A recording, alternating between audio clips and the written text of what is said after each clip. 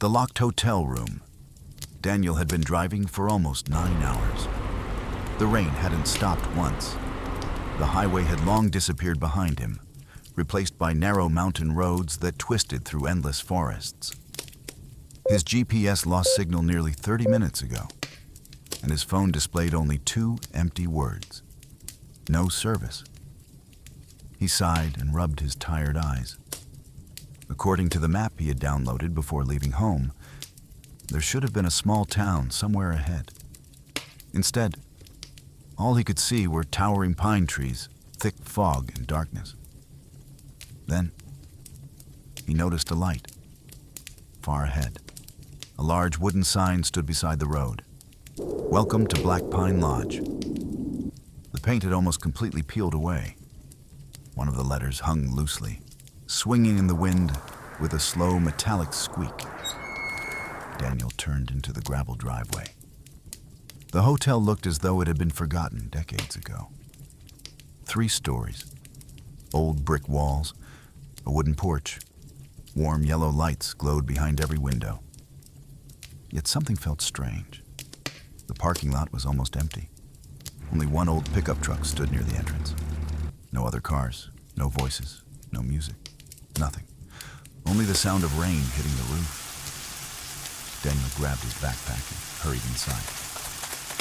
The lobby smelled of old wood, dust, and something he couldn't identify. It wasn't unpleasant. It simply smelled old. Behind the reception desk stood an elderly man wearing a perfectly ironed black suit. His white hair was neatly combed. His hands rested motionless on the counter. He smiled politely. "Good evening." His voice was calm, almost too calm. Daniel smiled back. "I was hoping you had a room available." The old man slowly opened a thick leather guest book. Not a computer, not a tablet, an actual guest book. He carefully turned several yellowed pages before stopping. Without saying another word, he reached beneath the counter and placed a heavy brass key on the desk. Room 207. Daniel picked it up. The key felt unusually cold. "Breakfast begins at 7. Daniel nodded. "Thank you." Just as he turned to leave, the receptionist spoke again. "One thing." Daniel looked back. "If someone knocks on your door tonight..." The old man paused. "Make sure you know who it is before opening." Daniel chuckled. "That's oddly specific." The receptionist didn't laugh. He simply stared at him.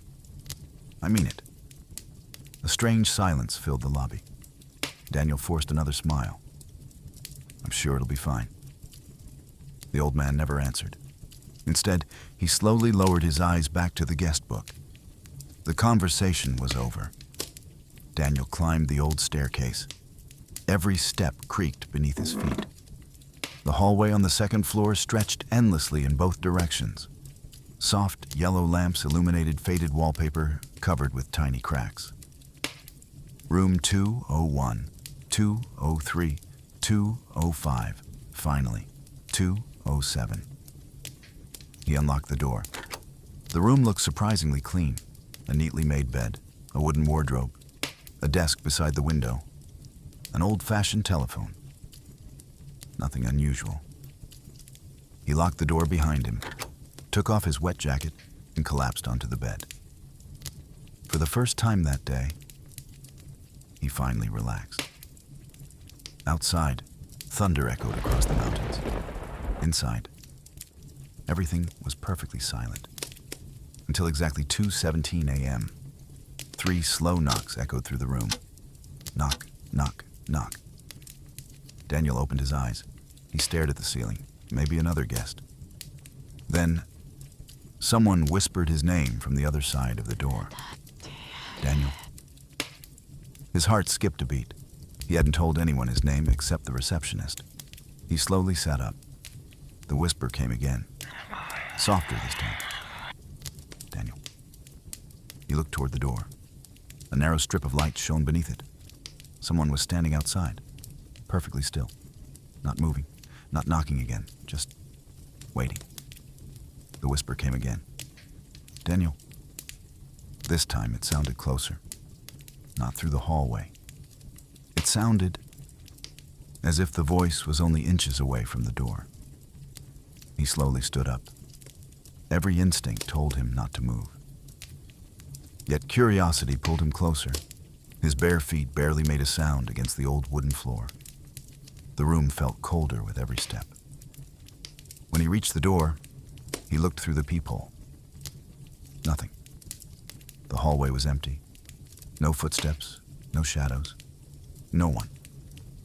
Daniel frowned. He unlocked the chain but kept one hand on the handle. Maybe someone had already walked away. Then, another knock. 3 slow knocks. This time, from inside the room behind him. Knock, knock, knock. Daniel froze. His heart stopped for a second. The sound had come from the wardrobe. Very slowly. He turned around. The wardrobe doors were closed, perfectly still. He stared at them for nearly 30 seconds. Nothing happened. He laughed nervously. "You're tired, that's all." He stepped toward the wardrobe. One more step. Another.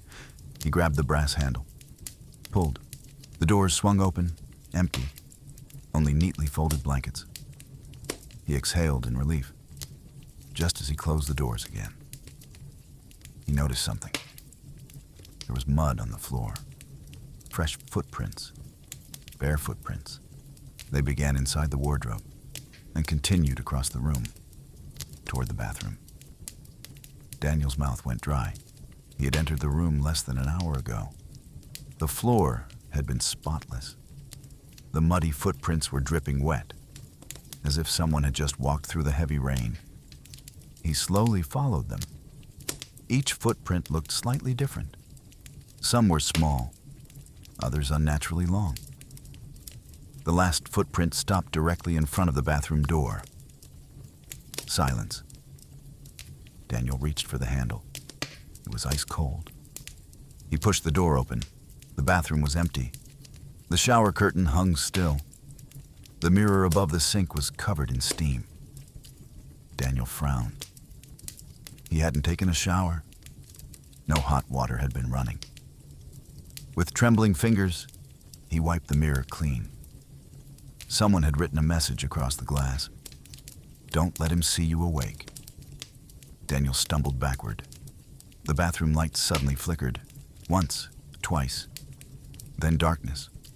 Only for a second. When the lights returned, the writing was gone. The mirror was perfectly clean. His breathing became faster. No. This isn't real. He rushed back into the bedroom and grabbed his phone. Still no signal. Battery, 12%. He tried calling emergency services anyway. Call failed. Then, the old telephone on the bedside table began ringing. The loud metallic sound echoed through the room. Daniel stared at it. Who could possibly be calling? After the 5th ring, he picked it up. Silence. Only faint static. Then, an elderly woman's voice whispered, "Do not look out of the window." The line went dead. Daniel slowly lowered the receiver. Every hair on his body stood up. Without thinking, he walked toward the window anyway. The heavy curtains were already half open. Rain poured outside. The parking lot was empty, except someone was standing beside his car. A tall figure, perfectly still. Its head was tilted at an impossible angle. Its arms hung far below its knees. Daniel couldn't make out its face. The figure slowly raised one arm and pointed directly toward his window. Daniel instinctively stepped backward. When he looked outside again, the parking lot was empty. The figure had vanished. Then he heard footsteps. Not outside. In the hallway. Slow, heavy, one step, then another. The footsteps stopped directly outside room 207. A key slid into the lock, very, very slowly. The key stopped turning. Silence. Daniel couldn't breathe. His eyes remained fixed on the door. Whoever stood outside didn't knock, didn't speak, didn't try to force the door open. They simply stood there. Then, as slowly as the key had turned, it slid back out of the lock. The footsteps faded down the hallway, one step at a time. Daniel waited. 5 minutes, 10, nothing. Finally, he gathered enough courage to open the door. The hallway was empty. The yellow lights flickered softly above him. Every room looked exactly the same, except one, room 209. Its door stood slightly open. A thin line of darkness stretched across the carpet. Daniel swallowed. He knew he should go back inside. Instead, he walked toward it. Every step made the old wooden floor creak beneath him. As he reached the doorway, he gently pushed the door open. The room looked untouched. The bed was neatly made. A suitcase sat beside the wall. A pair of shoes rested perfectly next to the bed, as though someone still lived there. Then he noticed the smell. Rot. Not strong. Just enough to make his stomach tighten. His eyes slowly moved toward the bathroom. The door was open. Inside, the light was on. Water dripped from the sink. Drip, drip, drip. Daniel stepped closer. On the mirror, someone had written another message. You opened the door. His pulse exploded. He stumbled backwards. The bathroom light went out. The hotel fell completely silent. Then, he heard breathing. Not his own. Someone was breathing behind him. Slow. Deep. Close enough that he could feel warm air touching the back of his neck. Daniel turned around. No one. The room was empty. He ran. He sprinted into the hallway without looking back. The lights above him began switching off one after another. Pop, pop, pop. Darkness followed him down the corridor, as if the hotel itself was chasing him. He reached room 207 and slammed the door shut behind him. He locked it, pulled the chain across, pushed the chair against the handle. Only then did he collapse onto the floor. His hands were shaking uncontrollably. The old telephone rang again. Daniel stared at it. 1 ring, 2, 3. He didn't answer. The ringing stopped. A second later, his phone vibrated. Impossible. There had been no signal all night. The screen lit up. Unknown number. Against every instinct, he answered. A man's voice whispered only one sentence. Look under the bed. The call disconnected. Daniel remained frozen. Slowly, almost against his own will. He lowered himself to the floor. He looked into the darkness beneath the bed. At first, he saw nothing. Then, 2 pale eyes opened, already looking back at him. And they smiled. Daniel jerked backwards so violently that he slammed into the wall. His heart pounded so hard it hurt. The 2 pale eyes beneath the bed had never blinked. They simply stared at him. Then, the smile grew wider, far wider than any human mouth should. Daniel scrambled to his feet and grabbed the nearest object, a heavy wooden chair. With a shout, he slammed it toward the bed. The chair crashed against the floor. Silence. Nothing. Slowly, he leaned down again. The space beneath the bed was empty.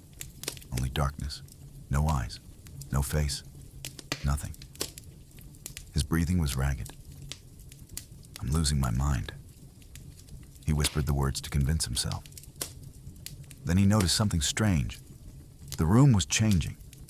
The wallpaper wasn't the same anymore. The old floral pattern had faded into dark stains. The ceiling was cracked.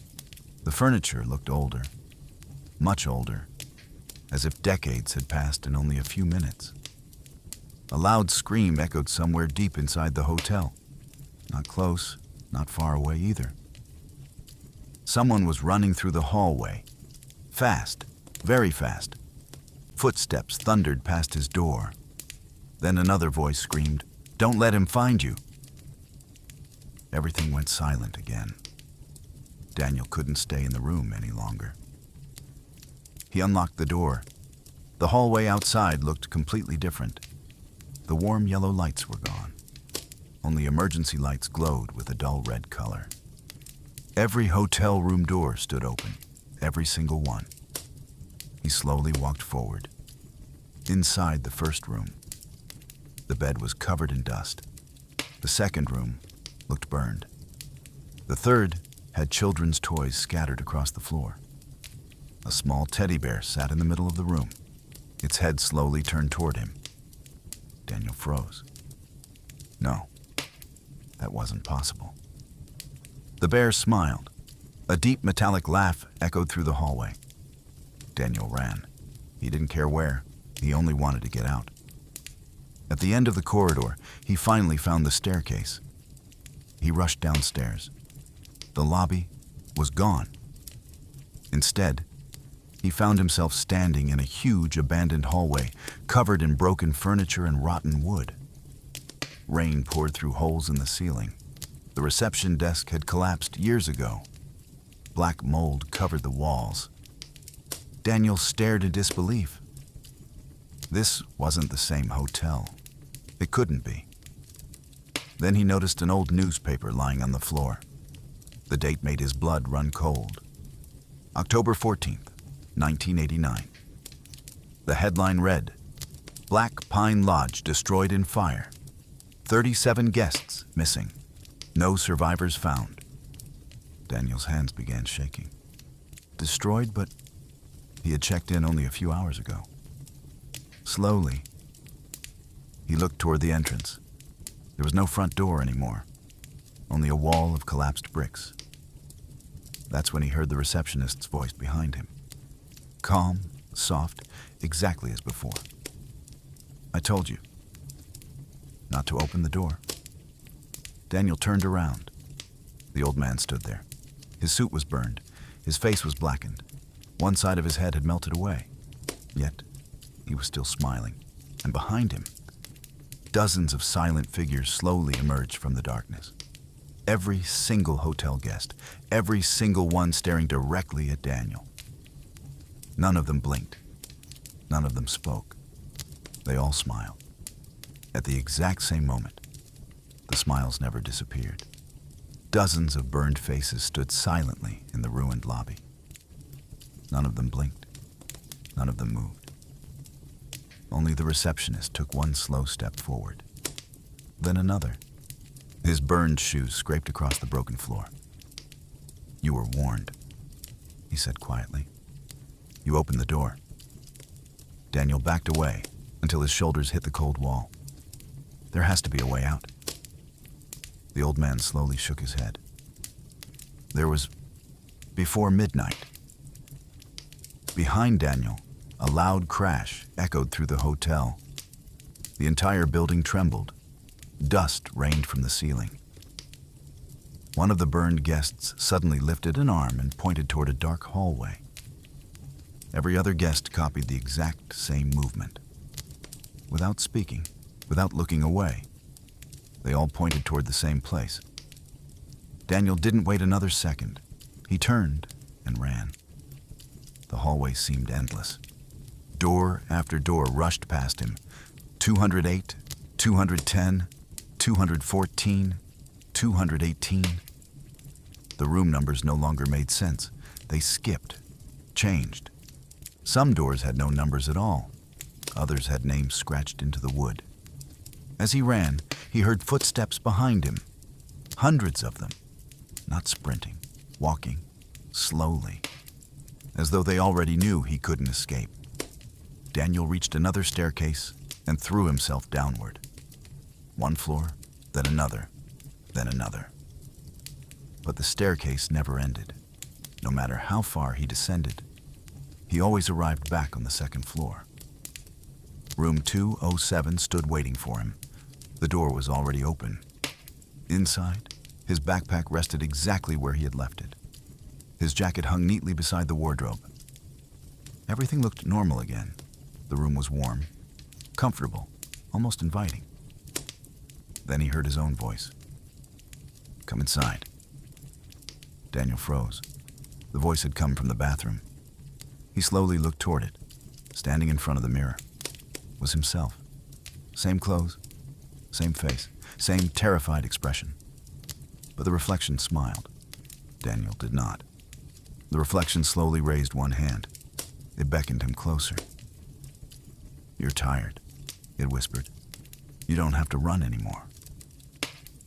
You can stay with us." The mirror began to ripple like black water. The smiling version of Daniel stepped forward, out of the glass. Its feet touched the floor. Its smile grew wider. "I'll take your place." Daniel screamed and stumbled backward. Without thinking, he grabbed the heavy brass key from the bedside table and threw it with all his strength. The key struck the mirror. A deafening crack echoed through the room. The glass exploded into thousands of pieces. Every light in the hotel went out. The building shook violently. The walls groaned. The screams of dozens of voices filled the darkness. Daniel ran. He couldn't see where he was going. He simply ran toward the faint glow ahead. Suddenly, he burst through the front entrance. He collapsed onto wet gravel. Morning sunlight blinded him. Birds were singing. The rain had stopped. Daniel looked back. There was no hotel, only blackened stone foundations, rusted beams, and a weathered sign lying in the grass. Black Pine Lodge. Condemned since 1989. He stared in disbelief. Had it all been a nightmare? Then he looked down.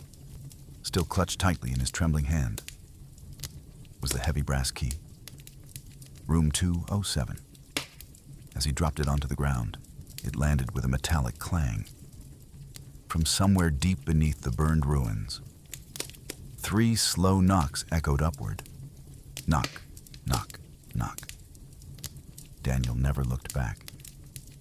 Years later, travelers passing through those mountains still report seeing warm lights shining from a hotel that officially no longer exists.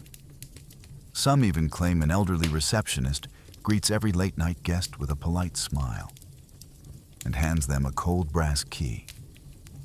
Room 207. No one knows how many accepted it. No one knows how many ever left. The only thing everyone agrees on is that if someone knocks on your hotel room door at exactly 2:17 a.m., you should never, ever open it.